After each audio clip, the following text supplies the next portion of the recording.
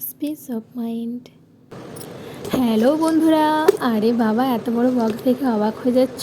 অবাক হওয়ার কিচ্ছু নেই। হ্যালো বন্ধুরা, আমি পিয়ালি আজকে একটা আনবক্সিং করে দেখাবো আমার একটা মনের মতো, মানে একটা প্রিয় জিনিস। তো আমি মার্কেটে অনেক খুঁজেছি, আমি কিন্তু এত কম দামের মধ্যে আমি পাচ্ছিলাম না আমার প্রাইসের অনুযায়ী। কিন্তু আমি এটা মিশো থেকে, কিন্তু আমার প্রাইস আমার কম বাজেটের মধ্যে আমি একটা খুব ভালো সুন্দর জিনিস পেয়েছি, যেটা আমার মনের মতো জিনিস, যেটা চলে এসেছে। চলো আনবক্সিং করে তোমাদের দেখাই কেমন এসেছে। এটা দেখা মাত্রই তো আমার মনে একদম লাড্ডু লাড্ডু ফুটছে। প্যাকেজিংটা খুব সুন্দর, আর দেখেই তো আমার মনটা একদম শান্তি শান্তি শান্তি।